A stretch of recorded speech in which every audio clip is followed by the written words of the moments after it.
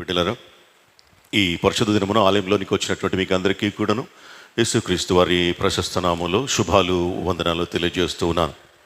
మనము గత వారంలో దానియేలు గ్రంథంలో నుండి బబులోను చక్రవర్తి అయినటువంటి నెబుకద్నెజరు కుమారుడైన బెల్షాజరు ఏలుచున్నటువంటి సమయంలో బెల్షాజరు చేసినటువంటి అతిక్రమములను, తప్పులను బట్టి దేవుడు ఆయనకు తీర్పు తీర్చినట్లుగా ఆ తీర్పు ఒక గోడ మీద ఒక చెయ్యి వచ్చి వ్రాసినట్లుగా మనము చూసాం. అందులో భాగంగా మెనే మెనే టెకేల్ ఉఫర్సిన్ అనేటువంటి మాట ఆ గోడ మీద రాయబడింది. దానికి అర్థం, దేవుడు నీ యొక్క ప్రభుత్వ విషయంలో లెక్క చూచి దానిని ముగించెను అనేటువంటి మాటను మనము ధ్యానం చేసాం. ఈ దినమున మనము టెకేల్ అనేటువంటి మాటను, వీలైతే ఫెరెస్ అనేటువంటి మాటను ధ్యానం చేద్దాం. టెకేల్ అనేటువంటి మాటకు అర్థం, ఆయన నిన్ను త్రాసులో తూచగా నీవు తక్కువగా కనబడితివి. ఫెరెస్ అనేటువంటి మాటకు అర్థం, నీ రాజ్యము నీ యొద్ద నుండి విభాగింపబడి మాదీయులకును పారసీకులకును ఇయ్యబడెను. కాబట్టి ఒక చిన్న పదము ఇంత పెద్ద అర్థం వస్తుందా అని అనుకోవద్దు. ఇదేమి తర్జుమా లాంగ్వేజ్లో రాయబడినటువంటి మాటలు కాదు ఇవి. ఇది ఒక కోడ్. కాబట్టి టెకేల్ అంటే ఇంత పెద్ద అర్థం వచ్చింది, ఫెరెస్ అంటే ఇంత పెద్ద అర్థం వచ్చింది. కాబట్టి అది దైవికమైనటువంటి మాట, అది మనుషులకు అర్థం కాలేదు. అయితే దానియేలు మాత్రం దేవుని జ్ఞానం కలిగినటువంటి వాడు, దేవుని ఆత్మ కలిగినటువంటి వాడు కనుక ఆ మాటలకు అర్థం తెలియజేశాడు. కనుక దేవుడు రాయించుచ్చినటువంటి ఏదైనా అది గోడ మీద రాత కావచ్చు. ఆ దినాల్లో బబులోను సామ్రాజ్యంలో ఈ దినమున బైబిల్లో ఉన్నటువంటి లేఖనములు కావచ్చు, వాటిని అర్థం చేసుకోవడానికి మనుష్య సంబంధమైనటువంటి జ్ఞానం కాక పైనుండి వచ్చేటువంటి దేవుని సంబంధమైనటువంటి జ్ఞానమును మనం పొంది ఉంటే తప్ప లేఖనములు మనకు అర్థము కావు అని లేఖనమే తెలియజేస్తూ ఉంది. ఒక మనిషిని మనసులో ఉన్నటువంటి ఆలోచనలు ఎదుటివానికి ఏ విధముగా తెలియవో, అదే విధముగా దేవుని మనసులో ఉన్నటువంటి ఆలోచనలు మనకు తెలియవు. కాబట్టి దేవుని ఆలోచనలు మనం అర్థం చేసుకోవటానికి దేవుని నుండి వచ్చు ఆత్మను మనం పొందుకొని ఉంటే తప్ప దేవుడు మన కొరకు వాయించి ఉంచినటువంటి అనేకమైనటువంటి అంశాలు లేఖనంలో మనకు అర్థం కావు. కాబట్టి పరిశుద్ధాత్మ దేవుని యొక్క జ్ఞానము అవసరం. ఆ దినములలో దానియేలుకు పరిశుద్ధాత్మ దేవుని యొక్క జ్ఞానము దేవుడు ఇచ్చాడు. కనుక ఇక్కడ రాయబడినటువంటి ఆ గోడ పైన ఒక చేయి వచ్చి వ్రాసినటువంటి ఆ మాటలకు అర్థాన్ని ఆ రోజుల్లో తెలియజేశాడు. కాబట్టి టెకేల్ అనేటువంటి మాటకు అర్థం, ఆయన నిన్ను త్రాసులో తూచగా నీవు తక్కువగా కనబడితివి. దేవుడు బెల్షాజర్ను దేవుని యొక్క త్రాసులో, అనగా త్రాసు అంటే తక్కెడ, బ్యాలెన్స్, దాంట్లో తూచాడు అని చెప్పి లేఖనము తెలియజేస్తూ ఉంది. కాబట్టి బెల్షాజర్ను త్రాసులో తూచినట్లు నిన్ను నన్ను మనల్ని కూడా తూచుతాడా? తప్పకుండా. ఎందుకంటే ఒక అన్య రాజును దేవుడు వదిలిపెట్టకుండా ఆయనను త్రాసులో వేసి ఆయన తూచినప్పుడు ఆయన బిడ్డలమైనటువంటి మనము మన కొరకు ఆయన ప్రాణం పెట్టి ఒక సంఘం ఏర్పాటు చేసి ఈ లోకంలో ఆయన చిత్తము తెలియపరుస్తూ మనలను ఈ లోకంలో నడిపిస్తూ ఉన్నప్పుడు మనలను తప్పకుండా ఆయన తూకము వేస్తాడు, తూంచుతాడు. తప్పకుండా ఆయన ఇది చేస్తాడు. కనుక మనం ఈ లోకంలో ఎంతకాలం ఉంటామో తెలియదు. ఎప్పుడైనా కానీ ఈ లోకంలో వెళ్ళిపోవచ్చు. వెళ్ళిపోయినప్పుడు ఒకవేళ దేవుడు బెల్షస్సర్తో చెప్పినటువంటి మాటలు ఏమని, నీవు త్రాసులో నిన్ను తూచగా తక్కువగా కనపడ్డావు అని ఒకవేళ మనతోటి అంటే ఏంటిది మన పరిస్థితి? ఏం చేయలేము. అప్పుడు ఏమన్నా చేయాలంటే ఇప్పుడు ఈ లోకంలో మనం జీవించి ఉండగానే చేయగలం. కాబట్టి కొరింథీయులకు రాసిన మొదటి పత్రిక 11:28-31 చెప్పినట్లుగా మనలను మనము పరీక్షించుకున్న ఎడల మనము దేవుని చేత చదవం తను తాను పరీక్షించుకుని వాళ్ళను అలాగూ చేసి 31 వచనము మనలను మనమే విమర్శించుకునే ఎడల శిక్ష తప్పించుకుంటాం. మనలను మనమే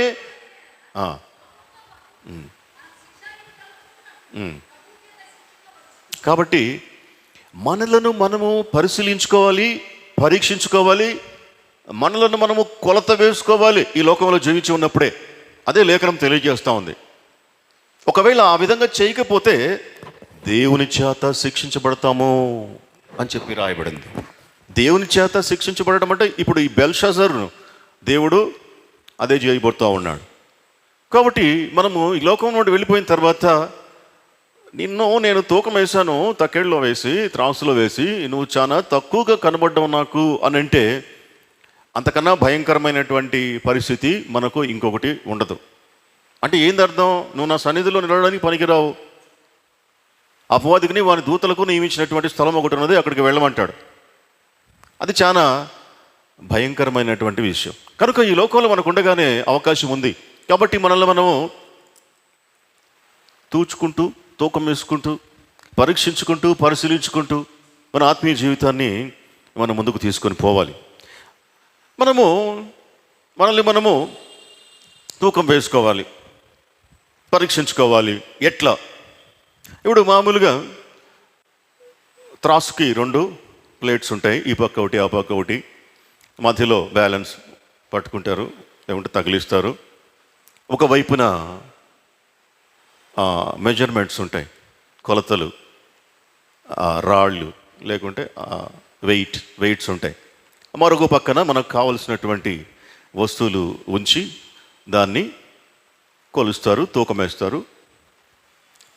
ఇప్పుడు మనల్ని మనము తూకం వేసుకోవాలి అంటే ఏం చేయాలి? మనల్ని మనం తూకం వేసుకోవాలి అంటే ఒకవేళ మనం కూర్చుంటే మన బరువు తెలుస్తుంది. కానీ మన బరువు కాదు కదా దేవునికి కావాల్సింది. మనం కూర్చుంటే మన బరువును కొలుసుకోవచ్చు. మనకు వెయింగ్ మిషన్స్ వచ్చినాయి. అయితే అదే మనల్ని పరిశీలించుకోవాల్సింది, పరీక్షించుకోవాల్సింది మన బరువు కాదు, మన వెయిట్ కాదు. ఆ పక్క కేజీ రాళ్ళు పెట్టి ఈ పక్క మనము ఉండి అది కాదు మనకు కావాల్సింది. మన యొక్క హృదయం, మన యొక్క క్యారెక్టర్, మన యొక్క ఆత్మీయత, మన యొక్క వ్యక్తిత్వం, ఇవి మనల్ని మనము పరిశీలించుకోవాలి, పరీక్షించుకోవాలి, తూకం వేసుకోవాలి. అయితే దేనితో తూకం వేసుకోవాలి? ఒక మెజర్మెంట్ ఉండాలి కదా మనకు. ఏదైనా కొలవాలంటే ఒక మెజర్మెంట్ ఉండాలి. లెంగ్త్ కొలవాలంటే స్కేల్ ఉండాలి, వెయిట్ కొలవాలంటే బరువు ఉండాలి, ఈ పక్క వెయిట్ పెట్టాలి. సహజంగా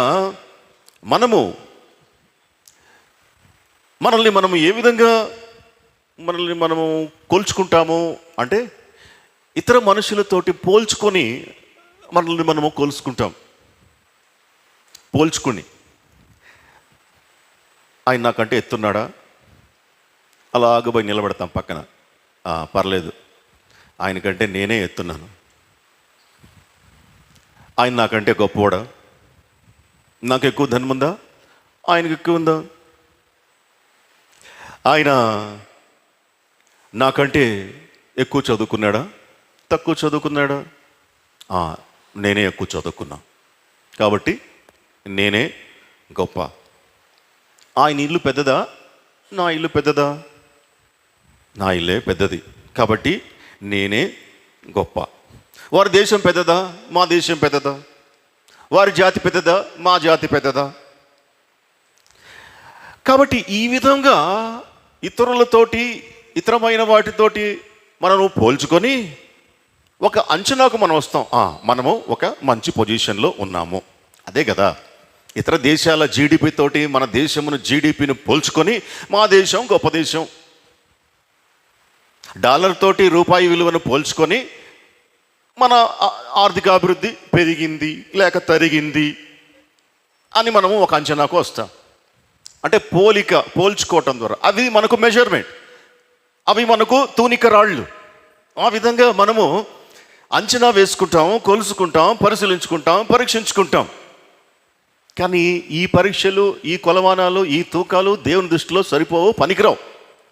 ఇది కాదు దేవుడు కొలుచుకోవలసినటువంటి విధానం దేవుని సన్నిధిలో. లూకా సువార్త 18వ అధ్యాయము 10వ వచనం నుండి 14వ వచనం వరకు ఉన్నటువంటి ఒక వ్యక్తి తను తాను కొలుచుకుంటూ ఉండడం మనం చూస్తాం, తను తాను తూకం వేసుకుంటూ ఉండడం మనం చూస్తాం. లూకా సువార్త 18వ అధ్యాయం 10వ వచనం.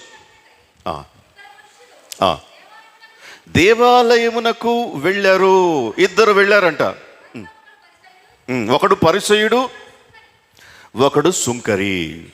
ప్రార్థన చేయటానికి ఇద్దరు వ్యక్తులు దేవాలయంలోనికి వెళ్ళటం చూస్తున్నాము. ఒకటేమో పరిసయ్యుడు, ఒకడేమో సుంకరి.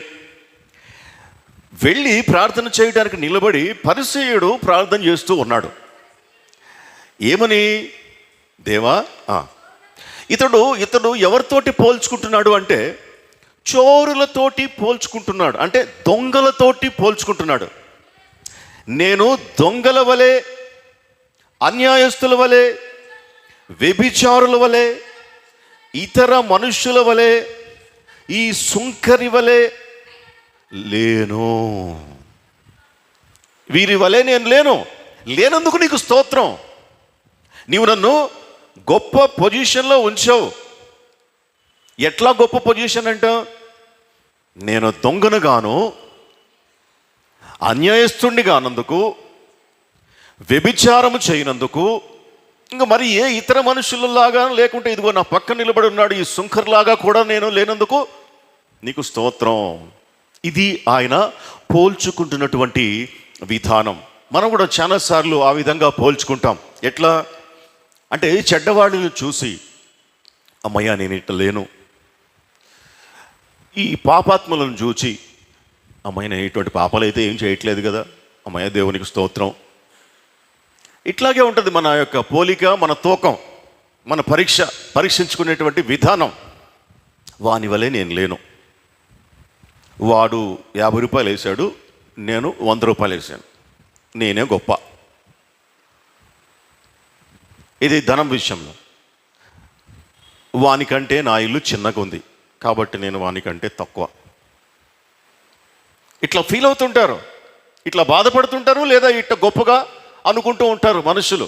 పలానా వానితోటి పోల్చుకోవడం, పలానా వ్యక్తితోటి పోల్చుకోవడం. మనం బాగున్నాం, మనం గొప్పగా ఉన్నాం, మనం వారికంటే ఉన్నతమైనటువంటి స్థలంలో ఉన్నాం. ఏ విషయంలో కూడాను వాడు మనతోటి సరితూగడు. ఇదే కదా మనం మాట్లాడుకుంటాం, ఇదే ఆలోచన చేస్తాం. అందుకే ఏదన్నా కోపం వచ్చినప్పుడు వాడెంత, అందుకే ఆ మాట వస్తుంది, వాడెంత, నాకున్న దాంట్లో, నాకు కలిగిన దాంట్లో, నాకున్న హోదాతో పోల్చుకుంటే అతడెంత, అతడు విలువెంత. ఇది అత్యంత భయానకమైనటువంటి పరిస్థితి దేవుని దృష్టిలో. ఇటు వారిని ఎక్కడ పడేస్తాడంటే దేవుడు కాళ్ళు చేతులు గట్టి చీకట్లో పడేస్తాడట, నరకములో. అది కాదు మనల్ని మనము అంచనా వేసుకునే విధానం, మనల్ని మనం పోల్చుకునేటువంటి విధానం. నేను దొంగను కానందుకు సంతోషిస్తూ ఉన్నాను. నువ్వు దొంగ కాకపోతే అయితే ఏంది సమాజానికి? నేను ఇంకేదన్నా చెడు పని చేయటం లేదు అందుకు స్తోత్రం. అది కానే కాదు, పోల్చుకునేటువంటి విధానము అది కానే కాదు. కాబట్టి ఎవడైతే తమ దృష్టికి తాము నీతిమంతులుగా అనుకుంటారో, ఇదే కదా ఈ పరిసయ్యుడు చేసినటువంటి పని. ఇదే తన దృష్టికి తాను, ఈ పరిసయ్యుడు నీతిమంతుడుగా అనుకుంటున్నాడు, నీతిమంతుడుగా తను తాను తీర్చుకుంటూ ఉన్నాడు. తమ దృష్టికి తాము నీతిమంతులు అని తలంచుకుని వారు దేవుని దృష్టికి నీతిమంతులు కారు సరికదా. ఆయన దృష్టికి తక్కువగా కనపడతారు, తగ్గించబడతారు. ఇది కాదు తూకము వేసుకునవలసినటువంటి విధానం, ఇది కాదు మనల్ని మనం పరీక్షించుకోవాల్సింది, పరిశీలించుకోవాల్సింది. ఇది ఇహలోకపు త్రాసు. ఈ పరిసయ్యుడు తూల్చుకున్నాడే, ఇట్లాగా ఉన్నందుకు దేవునికి స్తోత్రం, దొంగను కానందుకు దేవునికి, వ్యభిచారం కానందుకు దేవునికి స్తోత్రం. తర్వాత ఇంకా వారమునకు 2 మార్లు ఉపవాసం ఉంటూ ఉన్నాను. ఎవ్వరు ఉపవాసం ఉంటాంలే, నేనే ఉపవాసం ఉంటున్నా, అందుకని నేను గొప్ప భక్తుణ్ణి. వారానికి 2 సార్లు ఉంటున్నా కాబట్టి నేను గొప్ప.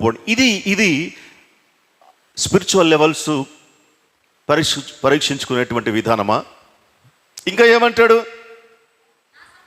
నా సంపాదన అంతటిలో 10వ వంతు చెల్లించుచున్నాను. ఇదే ఆత్మీయతను పరీక్షించుకునేటువంటి విధానం, పరిశీలించుకునేటువంటి విధానం ఇదే. ఇది కాదు అని ప్రభు చెప్తా ఉన్నాడు. ఇది ఖచ్చితంగా కాదు. మరి ఇంకేంది? ఇది ఈ లోక సంబంధమైనటువంటి త్రాసు. పర సంబంధమైనటువంటి త్రాసు వేరే విధంగా ఉంటుంది. దేవుని త్రాసు, అందులో తూకము వేసుకుంటే తలకిందులు అయిపోతుంది మన యొక్క అంచనాలు. సామెతల గ్రంథం 11వ అధ్యాయం 1వ వచనంలో రాయబడింది, దొంగ త్రాసు యెహోవాకు హేయము. ఇప్పుడు ఈ పరిసయ్యుడు పోల్చుకుంటూ తను తాను అంచనా వేసుకుంటున్నాడే, దానిని ఏమంటారంటే దొంగ త్రాసు. అది ఆయనకు అసహ్యం. దేవునికి దొంగ త్రాసు యెహోవాకు అసహ్యం, హేయం. సామెతల గ్రంథం 16:11, న్యాయమైన త్రాసును తూనికరాళ్ళును యెహోవా యొక్క ఏర్పాటులు. ఒకవేళ న్యాయమైన త్రాసు కావాలి, సరైనటువంటి తూనికరాళ్ళతోటి మనల్ని మనం తూచుకోవాలి, మనల్ని మనం పరీక్షించుకోవాలి, పరిశీలించుకోవాలి అని అనుకుంటే ఎక్కడ దొరుకుతాయి అవి? దేవుని యొక్క ఏర్పాట్లో ఉంటాయి. దేవుని యొక్క ఏర్పాట్లో ఉంటాయి, దేవుని యొక్క వాక్యములో ఉంటాయి. మనకు కావలసినటువంటి వెయింగ్ మిషన్, వెయిట్స్, బరువులు, వాటితోటి మనల్ని తూకం వేసుకోవాలి, వాటితోటి మనలను పరీక్షించుకోవాలి, వాటితోటి మనలను పరిశోధించుకోవాలి. అప్పుడు మనం ఏందో, మన స్వభావం ఏందో, మన యొక్క నిజ స్థితి ఏందో, మనము ఏమాత్రము దేవుని దృష్టిలో గొప్పవారమో, ఎన్నిక చేయబడినటువంటి వారమో అర్థమైపోతుంది. మనము తూకం వేసుకోవాల్సింది దేవుని యొక్క ఏర్పాటులో ఉన్నటువంటి వాటిని బట్టి, ఆయన వాక్యమును బట్టి. వేరువేరు తూనికరాళ్ళు యెహోవాకు హేయము. సామెతలు 20:10. వాటితోటి, ఆయనకు హేయమైనటువంటి వాటితోటి మనల్ని మనం తూచుకొని సంతృప్తి పడి, అబ్బా నేను గొప్పని, అబ్బా నేను బలవంతుణ్ణి అని మనల్ని మనం మోసం చేసుకుంటే దేవుడు తూకం వేసేటువంటి సమయం ఒకటి వస్తుంది. అప్పుడు తేలిపోతావు. ఒక పాట కూడా ఉంది కదా, ఈ యూత్ పాట, దైవ త్రాసులో తూచగా నీవు తక్కువగా కనబడితివి అనేటువంటి ఒక పాట కూడా ఉంది అమ్మా. ఉంది పాట కూడా. కాబట్టి ఒకవేళ దేవుడు కానీ తూకం వేస్తే తక్కువగా కనబడ్డామంటే అది బహు భయంకరం. అందుకే ఈ లోకంలో ఉండగానే మనల్ని మనము ఎప్పటికప్పుడు తూంచుకుంటూ ఉండాలి దేనితోటి. కాబట్టి దైవత్రాసు, సరి అయినటువంటి గుండు, న్యాయమైనటువంటి త్రాసు ఎక్కడున్నాయి? దైవ గ్రంథములో ఉన్నాయి, బైబిల్లో ఉన్నాయి. సంచిలోని గుండ్లన్నీ ఆయన నియమించను. న్యాయమైన త్రాసు తూనికరాళ్ళను, యెహోవా యొక్క ఏర్పాటులు, సంచిలోని గుండ్లన్నీ ఆయన నియమించను. సామెతలు 16:11. ఇందులో ఉన్నటువంటి మెజర్మెంట్స్, ఇందులో ఉన్నటువంటి స్టోన్స్ వాటితోటి మనము ప్రక్కన పెట్టి మనల్ని మనం ఈ పక్కన కూర్చొని అప్పుడు మనల్ని మనము తూకంలోకి నడిపించాలి. అప్పుడు మనం ఏందో మన పరిస్థితి ఏందో ఖచ్చితంగా తెలిసిపోతుంది. అది పరీక్షించుకోవాలి అని అంటున్నాడు. పరిశుద్ధ గ్రంథంలో అనేకమైనటువంటి న్యాయమైన తూనికరాళ్ళు ఉన్నాయి. కాబట్టి వాటిని ఒకవైపు ఉంచి ఈ పక్క మనం కూర్చొని మనల్ని పెట్టుకొని, అంటే ఫిజికల్గా కాదు, ఏ విషయంలో అయితే దేవుడు తూకం వేస్తాడో ఆ విషయాలలో మనం ఒక వైపున ఉండి అప్పుడు మనల్ని మనము తూకం వేసుకోవాలి. ఇప్పుడు ఉదాహరణకు మనము మొదటిదిగా పరిశీలన చేస్తే ధర్మశాస్త్రంలో నుండి ఒక ఆజ్ఞను తీసుకుందాం. మొదటి ఆజ్ఞ, నేను తప్ప నీకు వేరొక దేవుడు ఉండకూడదు. ఇది ఆజ్ఞ, దేవుడు ఇచ్చినటువంటి ఆజ్ఞ. ఈ ఆజ్ఞ దేనికి ఈక్వల్గా ఉంది అంటే, పరిసయ్యులు యేసు ప్రభు దగ్గరికి వచ్చి అడుగుతారు, ఏమని? ఆజ్ఞలన్నిటిలోకెల్లా ప్రధానమైనటువంటి ఆజ్ఞ ఏది అని అడుగుతారు. ఇప్పుడు మనము ఈ పక్క పెట్టుకోవాల్సిందే. ఒక పక్క ఏం పెట్టుకోవాలి? దేవుని యొక్క వాక్యము లేదా దేవుని యొక్క ఆజ్ఞలను ఇక్కడ ఉంచి మనము ఈ పక్క నుండి వీటిని మనం ఫుల్ఫిల్ చేస్తే తూగినట్టు, లేదంటే తేలిపోయినట్టు. సింపుల్. ఇప్పుడు ఆజ్ఞలేఖల్లో ప్రధానమైనటువంటి ఆజ్ఞ ఏది? మార్కు సువార్త 12వ అధ్యాయము 28వ వచనం. మార్కు 12:28. శాస్త్రంలో ఒకడు వచ్చి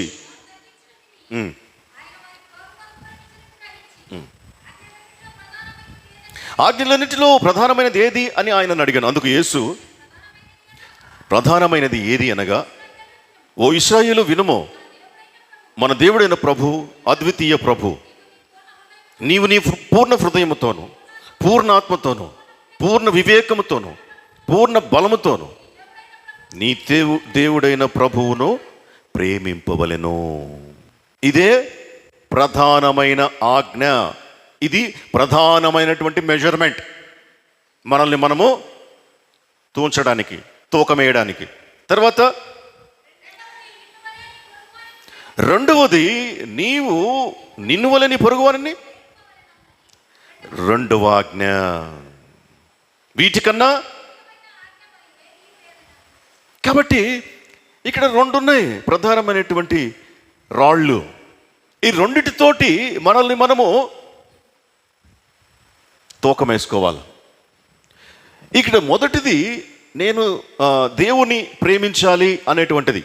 అనగా నేను తప్ప నీకు వేరొక దేవుడు ఉండకూడదు అంటే దాని అర్థం ఇదే, దేవుని ప్రేమించాలి. ఎట్లా ప్రేమించాలి? పూర్ణ ఆత్మతోటి, పూర్ణ బలముతోటి, పూర్ణ మనస్సుతోటి దేవుణ్ణి ప్రేమించాలి అని చెప్పేసి ఒక ఆజ్ఞ. కాబట్టి మనము ఎవ్వనికి ప్రాధాన్యతను ఇస్తున్నాము అనేటువంటిది ఇక్కడ ప్రధానమైనటువంటి అంశం. నీవు నన్నే ప్రేమించాలి, నీ దేవుడైన యెహోవాను మాత్రమే ప్రేమించాలి అనేటువంటిది ఆజ్ఞ అయినప్పుడు, ఆయనను కాకుండా ఈ లోకంలో మరి దేనినైనా ఎక్కువగా ప్రేమిస్తున్నావేమో చూసుకోవాలి. అది కొలత వేసుకోవడం అంటే. ఇప్పుడు నేను తప్ప వేరొక అనేటువంటి మాటలో ప్రాధాన్యత నీవు నాకు ఇవ్వాలి. ప్రతి విషయంలో దేవునికి మొదటి ప్రాధాన్యత ఇవ్వాలి. దేవుని తర్వాతనే ఈ లోకంలో ఏదైనా, ఈ లోకంలో జీవితం కొరకు, జీవనం కొరకు, లేకుంటే మరొక దాని కొరకు దేవుని దగ్గరికి వచ్చేటువంటి వారే ఎక్కువ. అవునా కాదా? సింపుల్గా మనల్ని మనం పరిశీలన చేసుకుంటే ఈ లోకంలో దేవుని దగ్గరికి దేనికోసం వస్తూ ఉన్నారు? మనశ్శాంతి కోసం, ఆరోగ్యం కోసం, కుటుంబ శాంతి కోసం, బిడ్డల కోసం, బిడ్డల భవిష్యత్తు కోసం. ఈ విధంగా లిస్టు రాసుకుంటే అన్నీ దాదాపుగా 90% మన కోసమే ఉంటుంది. మన కోసం. దేవుని దగ్గర ఎందుకు పోతున్నాం? నా కోసం, నా బాగోగుల కోసం, నా ఆరోగ్యం కోసం, నా కుటుంబం కోసం, నా బిడ్డల కోసం, ఇవే ఉంటాయి. ఎందుకు దేవుని దగ్గరికి పోతున్నాం? చాలామంది అంటారు, దేవుని దగ్గరికి ఏదో మనశ్శాంతి కోసం పోతే ఆ పాస్టర్ ఏందయ్యా వాక్యాలు చెప్తా. మనశ్శాంతి కోసం పోతారు దేవుని దగ్గరికి. దేవుని ఆలయానికి వచ్చేది మనశ్శాంతి కోసం. ఏముంది లోకస్తులకి మనకి తేడా ఏముంది? కొంతమంది మనశ్శాంతి కోసం పార్కుకు పోతారు, మనశ్శాంతి కోసం ఇంకొకరు సినిమాలకు పోతారు, మనశ్శాంతి కోసం ఇంకొక చోటికి ఎక్కడికో పిక్నిక్ ఎక్కడికో పోతారు. అట్లాగే మనశ్శాంతి కోసం క్రైస్తవుడిగా పుట్టినందుకు ఆలయానికి వస్తావు. ఏంటిది వాళ్ళకి నీకు తేడా ఏముంది? మనశ్శాంతి కోసమే ప్రభు దగ్గరికి పోతే మనశ్శాంతి. ఉదయాన్నే మంచిగా స్నానం చేసి, తల స్నానం వేడి నీళ్ళతో టిఫిన్ చేసి వచ్చి ఆలయంలో కూర్చుంటే చల్లగా ఫ్యాన్ గాలికి, ఇక ఎండాకాలం అయితే మనకు ఏసీలు కూడా కాబట్టి చల్లగా ఉంటుంది కాబట్టి వచ్చి కూర్చుంటే ఎంత ప్రశాంతంగా ఉంటుందో. ఆ చెప్పేటువంటి మాట జోలపాటలాగా నిద్ర ఏమొస్తుంది? అంతకంటే ప్రశాంతత ఏముంటుంది? కాబట్టి దేవుని దగ్గరికి ఎందుకు వస్తున్నామో? మన కోసం, మనం బాగుండడం కోసం, మన ఆరోగ్యం కోసం, మన పిల్లల కోసం. అది కాదు. దేవుని దగ్గరికి రావడానికి మోటో అది కాదు. దేవుని దర్శించడానికి కారణం అది కానే కాదు. మరి ఏంది? మన పనుల ద్వారా, మన ప్రవర్తన ద్వారా, మన జీవితం ద్వారా దేవుణ్ణి సంతోషపరచాలి. అదే కదా ప్రధానమైనటువంటి ఆజ్ఞ. నీ పూర్ణ బలముతోటి, నీ పూర్ణ మనసుతోటి, నీ పూర్ణ వివేకముతోటి నీ దేవుడైన యెహోవాను ప్రేమించవలను. ఇది ప్రధానమైనటువంటి మెజర్మెంట్. ఇది ఒక క్రైస్తవుని కొలవడానికి బైబిల్ చెప్పేటువంటి వాక్యం. ఇప్పుడు మనం ఏం చేసినా కూడా పౌలు ఏమంటాడు? మొదటి కొరింథీ 10:31 మీరు ఏమి చేసినా, అంటే మీరు భోజనము చేసినా పానము చేసినా ఏమై ఉండాలంట?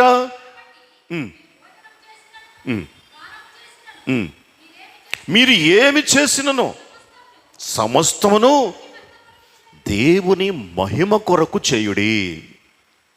ఇది ఒక ఆజ్ఞను మనము పాటించాము అంటే ఆ పాటించినటువంటి ఆజ్ఞను బట్టి దేవుడు మహిమపరచబడతాడు. వేవేల కొలది, కోట్ల కొలది దూతలు ఎదుట అప్పుడు దేవుడు సంతోషపడతాడు. జ్ఞానము గల కుమారుడు తన తండ్రిని సంతోషపరచును, బుద్ధి లేనివాడు దుఃఖం పుట్టిస్తాడు. జ్ఞానము కలిగినటువంటి వాడు పరమ తండ్రిని సంతోషపరచడానికి ఆలయానికి వస్తాడు. అది ప్రధానమైనటువంటి విషయం. నువ్వు ఏం చేసినా, నువ్వు బయటికి పోతావా, నువ్వు పాట పడతావా, నువ్వు డ్రెస్ వేసుకుంటావా, నువ్వు ఇంకేదైనా బైబిల్ చదువుతావా, నువ్వు వాక్యం చెప్తావా, వాక్యం వింటావా, ఏమి చేసినా, మరి మీరు ఏమి చేసినను ఆ చేసిన దానిని బట్టి దేవుడు మహిమపరచబడుతున్నాడా లేదా, ఇది మెజర్మెంట్. దీన్ని బట్టి దేవుడు మనల్ని తూకమేస్తాడు. దీనిని బట్టి మాత్రమే తూకమేస్తాడు. అందులో మన పర్సనల్ ఇంటెన్షన్స్ ఒకవేళ ఉంటే అది దేవుని కోసం కాదనమాట, సింపుల్గా. అయితే మన పర్సనల్, మనకి వ్యక్తిగతమైనటువంటి అవసరతలు ఉన్నాయి కదా. మరి ప్రభు అందుకే చెప్పింది, అవన్నీ మీకు కావాలినని మీ పరమ తండ్రికి తెలుసు. అయితే ఏం చేయమంటాడు? మొదట నా నీతిని, నా రాజ్యమును వెదకుడి, అప్పుడు అవన్నీ మీకు అనుగ్రహించబడును. మొదట ఆయన నీతిని, రాజ్యమును వెతికినప్పుడు దేవుడు మహింపరచబడతాడు, దేవుడు సంతోషిస్తాడు. అప్పుడు మన అవసరతలు ఉన్నాయే, ఆరోగ్యం, ఆర్థికం, ఆత్మీయం, ఇంకేదైనా ఈ లోకంలో, అవి అనుగ్రహించబడతాయి, తీర్చబడతాయి ఆటోమేటిక్గా. స్విచ్ చేస్తే లైట్ వెలిగినట్లుగా. ఇది దేవుడు మనకు చెప్పేటువంటి అంశం. కాబట్టి దేవుణ్ణి ప్రేమించటం, దేవుణ్ణి సంతోషపరచడం అనేటువంటిది మన యొక్క ప్రధానమైనటువంటి ఎజెండాగా ఉండాలి. ఇప్పుడు డ్యాన్స్ వేస్తే నా డ్యాన్స్ చూసి అందరూ చప్పట్లు కొడతారు, మంచి కళాకారుడు అని అనుకుంటారు అని డ్యాన్స్ వేస్తారు. పాట పాడితే నా గొంతు బాగుంది, మంచి పాటగాడు అని అందరూ పొగుడుతారు అని పాడతారు. కానీ నేను ఈ పాట పాడితే దేవుడు సంతోషపడతాడు, దేవుని నామమునకు మహిమ కలుగుతుంది అనేటువంటి ఉద్దేశం ఎంతమందికి ఉండి ఆ పని చేస్తారు? ఏం చేసినా దేవుని నామానికి మహిమ కలుగుతుందా? ఇది ఫస్ట్ ప్రయారిటీ. అంటే ఇది ఆయనను ప్రేమించటం అంటే ఇది ఆ మొదటి ఆజ్ఞ, ఆ మొదటి మెజర్మెంట్, ఆ మొదటి రాయి. నేను తప్ప నీకు వేరొక దేవుడు ఉండకూడదు అని ఏదైతే చెప్పాడో ఆజ్ఞ అది. ఇప్పుడు ఒక ఉపమానం ఉంది. లూకా సువార్త 14వ అధ్యాయంలో యేసు ప్రభు ఒక ఉపమానం చెప్పాడు. లూకా సువార్త 14వ అధ్యాయము 16 నుండి ఒక ఉపమానం మనము చూస్తాం. ఆ చెప్పు.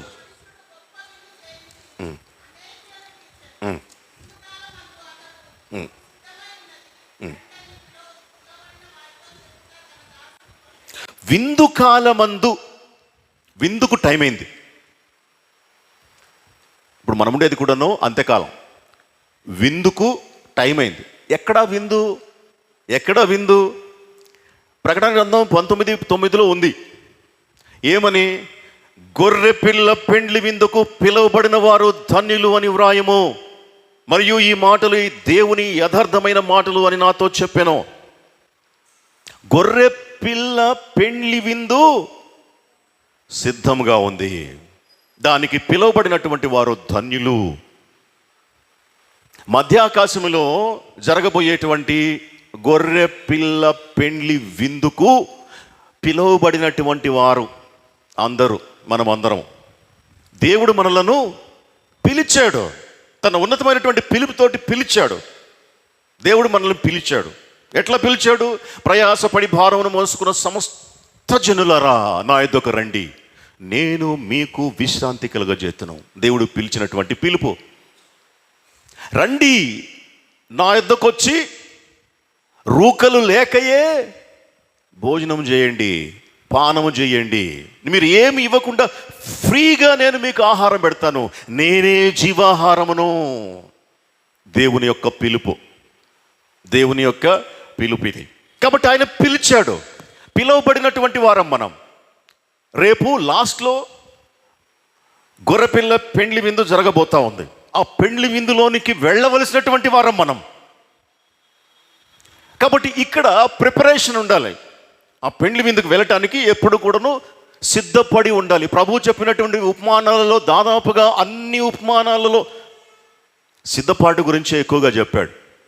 రెడీనెస్, సిద్ధంగా ఉండాలి, ప్రిపేర్ కావాలి, పరలోక రాజ్యానికి ప్రిపరేషన్ కావాలి. ఇదే ప్రభు చెప్పినటువంటి ఉపమానంలో సారాంశం. కాబట్టి ఇక్కడ పిలువబడినటువంటి వారు ఉన్నారు పెండ్లికి. అంటే ఇక్కడ పెండ్లి విందే ప్రధానమైనటువంటి ఎజెండా. పెండ్లి విందుకు అటెండ్ కావటమే ప్రధానమైనటువంటి అంశం. పిలువబడినటువంటి వారు ఏం చేశారు? కాబట్టి విందు సిద్ధమై ఉంది, రండి అని పిలువబడిన వారితో చెప్పుటకు దాసుల్ని పంపిస్తే, దైవజనులను పంపిస్తే, కాపర్లను పంపిస్తే, వాక్యము ప్రకటించే వారిని పంపిస్తే ఏమంటున్నారంట?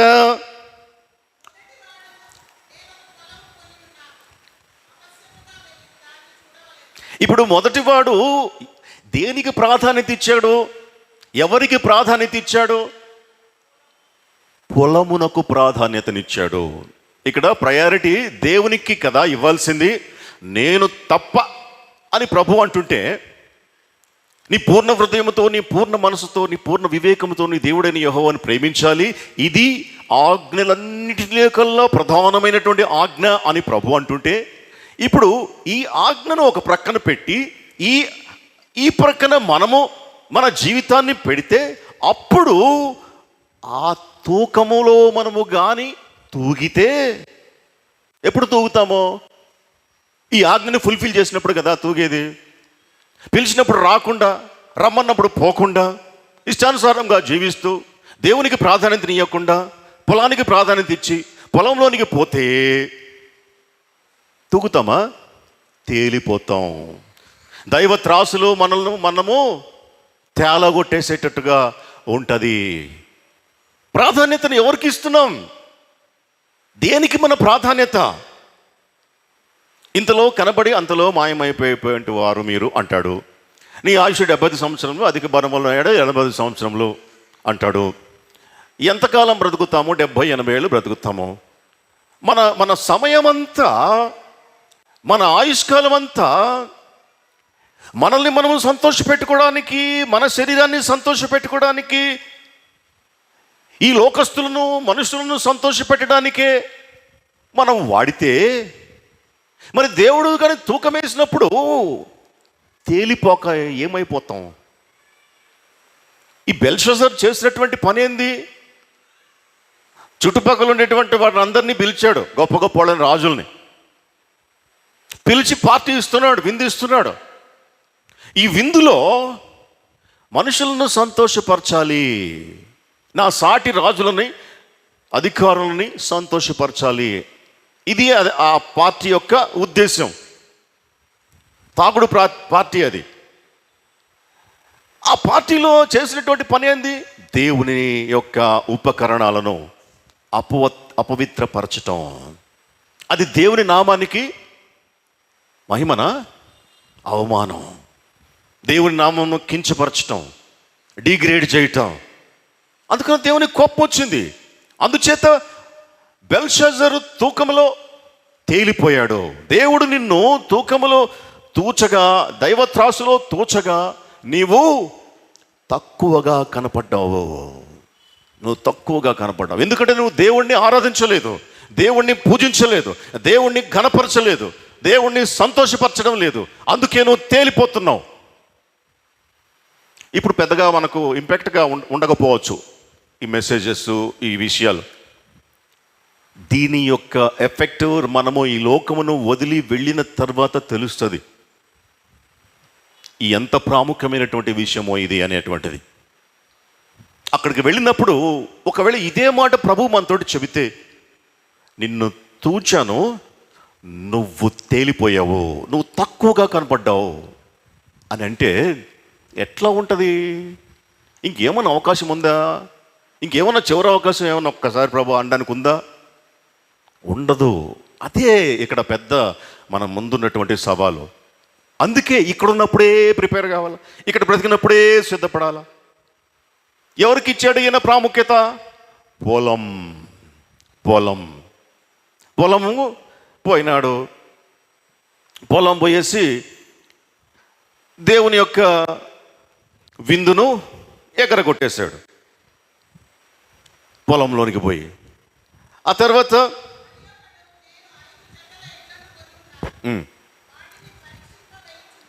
ఇంకొకటి ఏమన్నారు?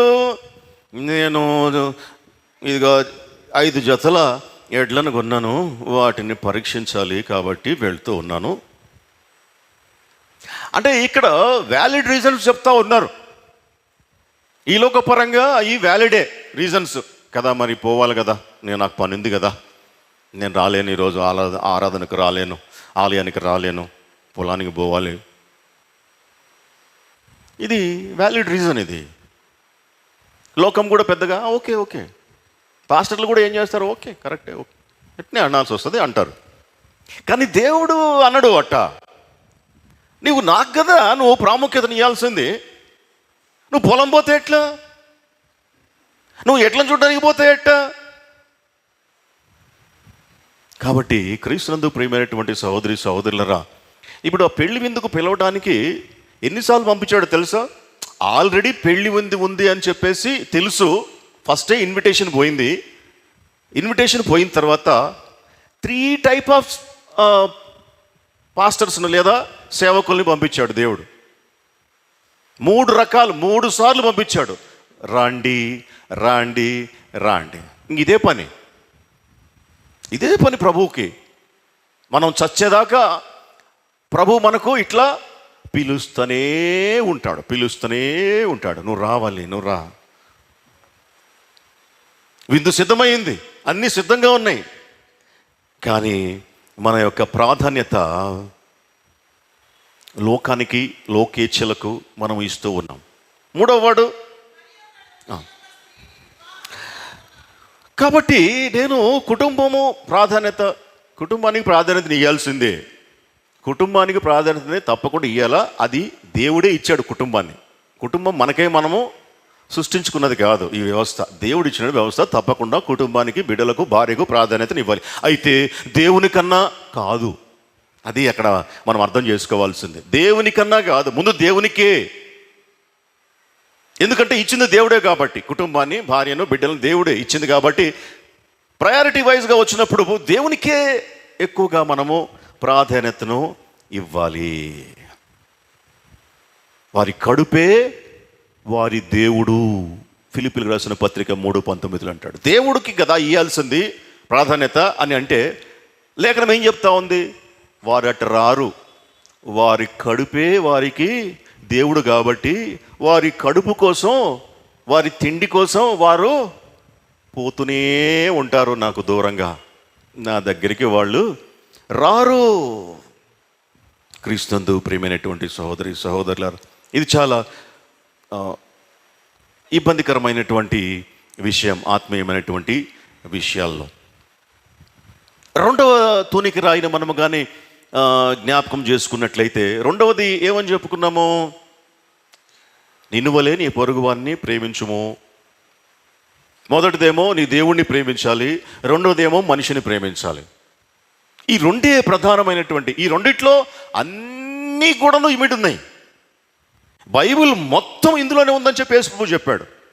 లేఖనాలన్నీ ఈ రెండిట్లోనే ఇమిడిపోయింది. ఈ రెండు కానీ పాటిస్తే మొత్తం బైబిల్ అంతా పాటించినట్టే అని చెప్పి ప్రభు చెప్పాడు. కాబట్టి వారి కడుపే వారి దేవుడు కాబట్టి ఏం చేశాడు సౌలు ఏం చేశాడు?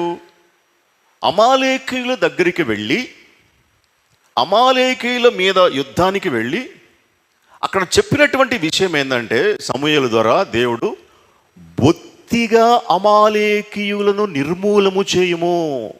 ఇది దేవుడు ఇచ్చినటువంటి ఆజ్ఞ. బొత్తిగా అంటే పూర్తిగా, ఏమి మిగలకుండా, ఒక్కడు కూడా మిగలకుండా అమాలేకీయులను నిర్మూలము చేయాలి. ఇది సౌలుకు దేవుడు ఇచ్చినటువంటి ఆజ్ఞ. మనకు కూడా దేవుడు ఆజ్ఞ ఇస్తూ ఉన్నాడు. ఏమని? నీ జీవితంలో ఒక్కటి కూడాను శత్రువుకు సంబంధించినటువంటి విషయాలు ఉండకూడదు. అమాలేకీయుడు ఒక్కడు కూడా మిగలకూడదు. పశువులనేమి, ఇంకా అన్నిటినీ A to Z అన్నీ కూడాను నాశనం చేయాలి, అన్నీ కూడాను నిర్మూలించాలి. ప్రభువు దగ్గరికి వచ్చిన తర్వాత ప్రభువు మనకు చెప్పేటువంటి విషయం కూడా అంతే. ఒక్కటి కూడాను పాపానికి సంబంధించినటువంటి మరకలు, మచ్చలు, డాగులు ఉండకూడదు. ప్రతిదాన్ని నిర్మూలన చేయాలి, ప్రతిదీ నాశనం చేయాలి. ఆత్మచేత శరీర క్రియలను చంపాలి. ఆత్మక్రియల చేత శరీర క్రియలను నాశనం చేస్తే అప్పుడు దేవుడు చెప్పినటువంటి ఆజ్ఞను సంపూర్తిగా పాటించినట్లు అవుతుంది. అప్పుడు తూగుతాం. సౌలు తూగలేదు. సౌలు తేలిపోయాడు. ఎట్లా తేలిపోయాడు? ఒకసారి మొదటి సమూయేలు గ్రంథం 15వ అధ్యాయం చూసినట్లయితే, మొదటి సమూయేలు గ్రంథం 15వ అధ్యాయంలో 3వ వచనంలో చెప్తాడు, నువ్వు అన్నిటినీ హతము చేసి, మొత్తం వద్దులేమ్మా, అన్నిటినీ హతము చేసి వారికి కలిగినదంతయు బొత్తిగా పాడు చేసి అమాలేకీయులను నిర్మూలము చేయము అని చెప్పాను. ఇది దేవుడు ఇచ్చినటువంటి ఆజ్ఞ. అయితే సౌలు చేసినటువంటి పని ఏంటంటే, 8వ వచనం,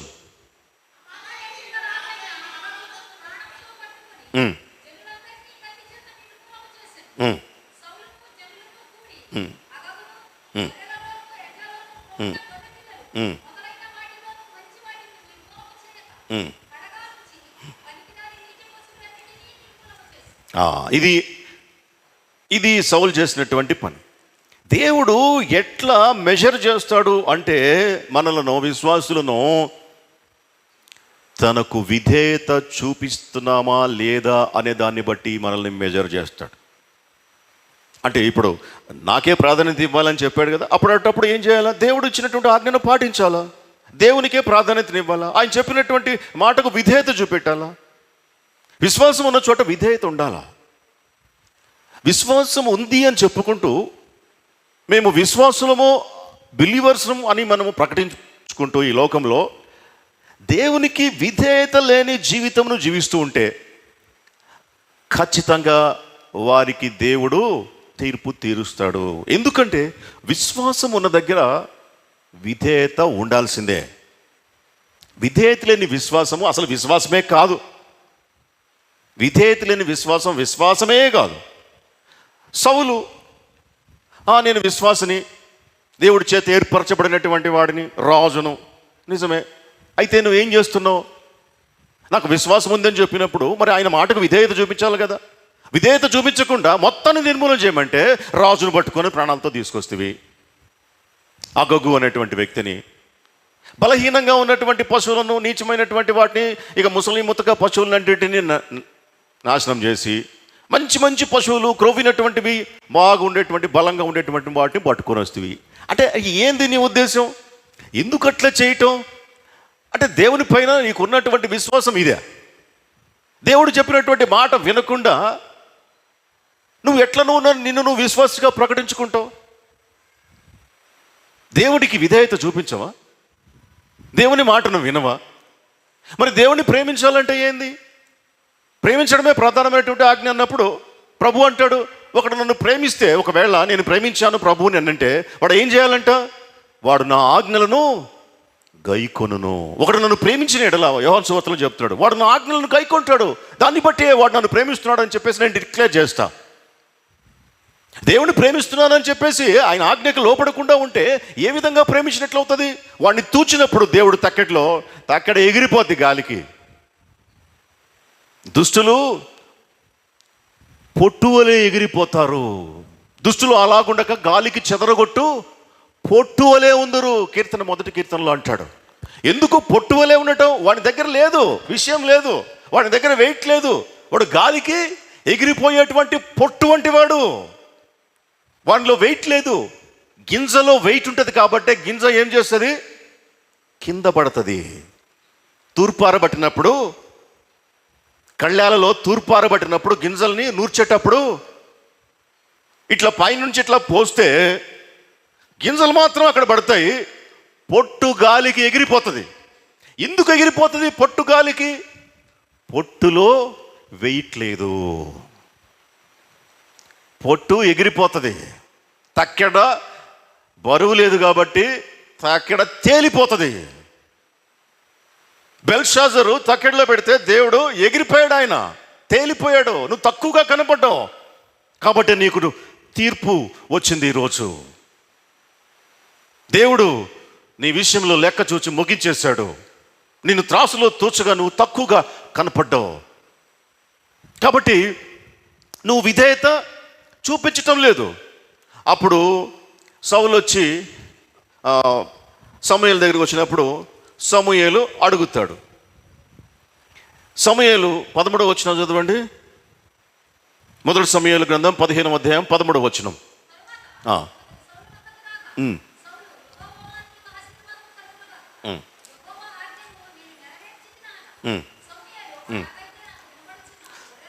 ఇప్పుడు ఇదొక మోసకరమైనటువంటి పరిస్థితి. చేసేయన్ని దేవునికి వ్యతిరేకమైనటువంటి కార్యాలన్నీ చేస్తూ పైగా సమర్థించుకోవటం. ఏమని? నేను యెహోవా ఆజ్ఞను నెరవేర్చితిని. అంటే ఏ మొహం పెట్టుకొని ఆ విధంగా మాట్లాడి ఉంటాడు సౌలు? అంటే ఆయన హృదయం ఏంది? అసలు ఆయన మనసు ఏంది? ఎందుకు ఆ విధంగా చేయమన్న పని చేయకుండా పైగా నేను యెహోవా ఇచ్చినటువంటి ఆజ్ఞలను నేను నెరవేర్చితినని ఎట్లా చెప్పగలుగుతున్నావు? ఎట్లా చెప్పు? మనస్సాక్షి లేదు. అప్పటికే సౌలు యొక్క మనస్సాక్షి పని చేయటం మానేసి చాలా కాలం అయిందన్నమాట. తప్పులు చేసి సమర్థించుకునేటువంటి వాళ్ళందరూ కూడాను ఇలాంటి మనస్తత్వం కలిగినటువంటి వారే. మనస్సాక్షి చచ్చినటువంటి వారు, మనస్సాక్షి ముద్దుబారినటువంటి వారు. వారికి తప్పు తప్పుగా అనిపించదు. తప్పు చేసి తప్పు చేశావు అంటే అన్నటువంటి వాడి మీదకి ఎగబడతారు. ఎందుకు?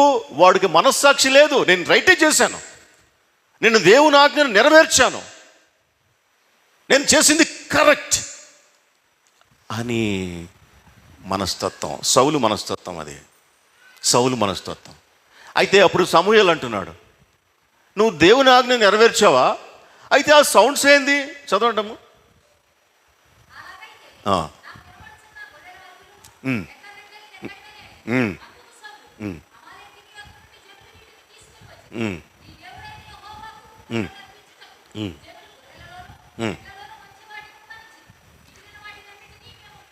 ఇప్పుడు దీన్ని బట్టి మనకి ఏమర్థమవుతుందంటే, సౌలు దేవుణ్ణి సంతోషపెట్టడం అనేటువంటి విషయం చాలా చిన్న విషయంగా ప్రక్కన పెట్టేసి మనుషులను సంతోషపెట్టడానికి ఇవన్నీ కార్యాలు చేశాడని చెప్పి క్లియర్గా అర్థమవుతుంది. అదే చెప్తున్నాడు ఆయన. జనులు వచ్చి వారు బలమైనటువంటి వాటిని తీసుకొని వచ్చారు, నేను వీళ్ళ కోసం వీటిని తీసుకొని వచ్చాను, వీరి సంతోషం కోసం తీసుకొని వచ్చాను. జనులను సంతోషపెడితే ఓట్లు పడతాయి. ఇదే కదా రాజకీయం. సంతోషంగా ఫీల్ అయితే చాలు, నిజంగా పని చేసినా చేయకపోయినా రాజకీయ నాయకులు వాళ్ళని కొంచెం ఆ డోపమైన్ని కొంచెం రైజ్ చేస్తే బ్రెయిన్లో హ్యాపీగా ఓట్లు గుద్దేస్తారు. సమూయేలు కూడా అంతే ఇక్కడ చేసింది. జనులు బాగా అలసిపోయి యుద్ధం చేసి వాళ్ళకి మంచిగా భోజనం, మంచిగా కూర వండి పెట్టాలి, ఆ క్రొవ్వినటువంటి ఎడ్లని తీసుకొని వస్తే హ్యాపీగా ఫీల్ అవుతారు. సౌలు రాజుకు జై అంటారు. జనుల కోసం, జనులను సంతోషపెట్టడం కోసం సౌలు చేశాడు దేవుని తోసివేసి, దేవుని మాటను తోసివేసి. ఎంత భయంకరమైనటువంటి పరిస్థితి ఇది.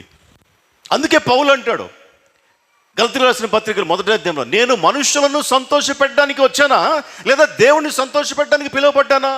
ఒకవేళ మనుషులను సంతోషపెట్టడానికి నేను పిలువబడితే నేను ఎప్పటికీ కూడాను ప్రభువుకు సేవకుడిని కాకపోదును. మనుషులు సంతోషపెట్టడానికి సౌలు చేసినటువంటి పని ఇది. దేవుణ్ణి ప్రక్కకు త్రోసివేశాడు, దేవుని దుఃఖపెట్టాడు, దేవుని దుఃఖపెట్టి మనుషులను సంతోషపెట్టాడు.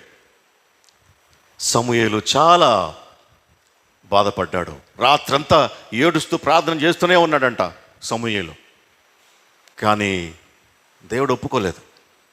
దేవుడు ఒప్పుకోకపోగా ఏం చేశాడంట? 28వ వచనం చదవండి.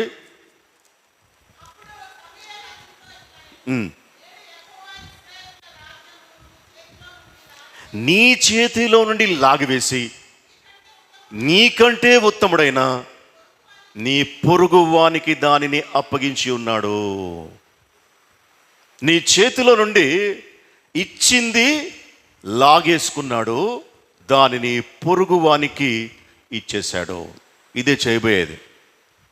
దేవుడి మాట వినకుండా లోకాన్ని సంతోషపెట్టడానికి, లోకస్తులను సంతోషపెట్టడానికి, మన శరీరాన్ని సంతోషపరచుకోవడానికి మనం కానీ కార్యాలను జరిగిస్తే దేవుడు ఏం చేస్తాడంటే ఇచ్చింది లాగేసుకుంటాడంట. ఏదైతే ఇచ్చాడో దాన్ని లాగేసుకొని పక్కవానికి ఇస్తాడు. ఇప్పుడు ఏం చేశాడు? బెల్షజర్ దగ్గర నుంచి రాజ్యాన్ని తీసుకొని దేవుడు అతని ప్రక్కవాడు అయినటువంటి దర్యావేషుకు దాన్ని అప్పగించాడు. ఆ రాత్రికే దర్యావేషుకు ఇచ్చేశాడు. పారసీక రాజు దర్యావేషు వచ్చి ఇన్వైట్ చేసేసుకొని ఆ రాజ్యాన్ని తీసేసుకున్నాడు. కారణం దేవుడే వానికి ఇచ్చేశాడు. నువ్వు చేసినటువంటి పనికి, నువ్వు తూకంలో తేలిపోవటాన్ని బట్టి రాజ్యాన్ని చేతిలో నుండి విభాగింపబడింది. ఫెరేస్ అంటే రాజ్యము విభాగింపబడింది, వేరే వాని చేతులకు వెళ్ళిపోయింది. తలాంతుల ఉపమానంలో కూడా ప్రభు ఏం చెప్తాడు? మత్తయి సువార్త 25వ అధ్యాయం తలాంతుల ఉపమానంలో, ఎప్పుడైతే ఆ ఒక్క తలాంతు తీసుకొని ఏమీ పని చేయకుండా భూమిలో పట్టినటువంటి ఆ వ్యక్తిని, ఆ సేవకుడిని ఏమంటాడు ఆ యజమాని?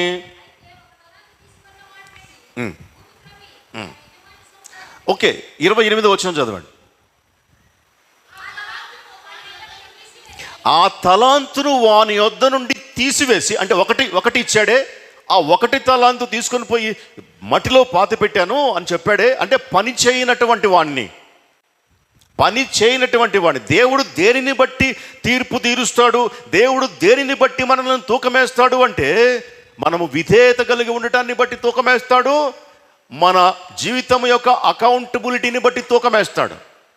దేవుడు మనకిచ్చినటువంటి బాధ్యతను ఏ విధముగా నిర్వహించాము అన్న దాన్ని బట్టి దేవుడు తూకమేస్తాడు. తేలిపోయామంటే ఏం చేస్తున్నాడంటే ఇక్కడ ఆ ఒక తలాంతు తీసి వాడి యొద్ద నుండి 10 తలాంతులు గలవానికి ఇయ్యండి, కలిగిన ప్రతివానికి ఇయ్యబడును, అతనికి సమృద్ధి కలుగును, లేని వాని యొద్ద నుండి వానికి కలిగినది తీసివేయబడును. చాలా ఘోరంగా ఉంది కదా, ఇది అన్యాయంగా అనిపిస్తుందా? ఇప్పుడు 10 కలిగినటువంటి వానికి ఈ ఒకటి కూడా తీసేస్తాడంట, కలిగినది కూడాను వాని దగ్గర నుంచి తీసేస్తాడంట. ఎవరికి ఇస్తాడు? 10 కలిగినటువంటి వానికి ఇస్తాడు. కారణం సక్రమంగా నీ బాధ్యతను నువ్వు నెరవేర్చలేదు. దేవుడు లెక్క అడిగినప్పుడు నువ్వు లెక్కల్లో తేలిపోయినావు, కాబట్టి నీ దగ్గర ఉన్నది కూడా నువ్వు తీసి పక్కవానికి ఇస్తూ ఉన్నాడు. దర్యావేష్కు ఇచ్చాడు, బెల్షాజర్ దగ్గర నుంచి రాజ్యాన్ని తీసి పక్కడికి ఇచ్చేస్తాడు. ఎందుకు? నీకు అనవసరం. కలిగినటువంటిది కూడా నువ్వు నీ వద్ద నుండి తీసివేయబడుతుంది, లేనివాని వద్ద నుండి వానికి కలిగినది కూడా నువ్వు తీసివేయబడుతుంది. అసలు నువ్వు లేనివానిగా ఎందుకు అయినావు? నువ్వు లేనివానిగా నేను నిన్ను చేయలేదు, నీకు ఒక తలాంతు ఇచ్చాను, నువ్వు లేనివానివి కాదు. అయితే నువ్వు ఏం చేసావు? ఆ తలాంతును ఉపయోగించకుండా, పని చేయకుండా లేనివానివైనా. నీ దగ్గర ఉన్నది కూడా తీసి పక్వానికి ఇస్తాడు. ఇది తీర్పు. దేవుడు మనల్ని కానీ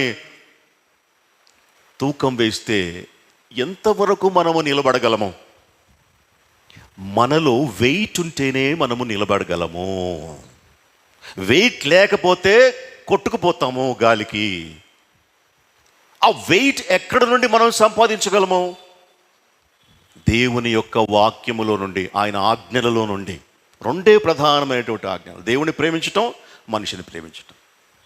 ఈ 2 పర్ఫెక్ట్గా చేయడానికి మనము ఉపయుక్తం అయితే ఆటోమేటిక్గా అన్నీ కూడా వచ్చేస్తాయి.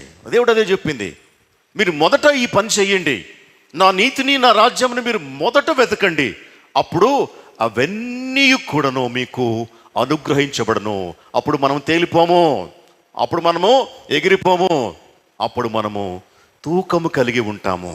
అప్పుడు మన యుద్ధ నుండి దేవుడు ఏది తీసివేయడు, మనకిచ్చింది తీసివేయడు, మెచ్చుకుంటాడు. భలా నమ్మకమైన మంచి దాసుడా. కాబట్టి దేవుని విషయంలో నమ్మకత్వం కలిగి ఉండాలి. దేవుని విషయంలో మనము ఆయన ఆజ్ఞలను పాటించడం, విధేయత కలిగి ఉండాలి. దీనిని బట్టి దేవుణ్ణి ప్రేమిస్తున్నామని చెప్పి మనకు అర్థమవుతుంది. దీనిని బట్టి దేవుడు మనకు తీర్పు తీరుస్తాడు, తూకమేస్తాడు. అట్టి కృప పరిశుద్ధాత్మ దేవుడు మనకందరికీ సమృద్ధిగా అనుగ్రహించునుగాక. ఆమెన్. ప్రార్థన చేసుకుందాం.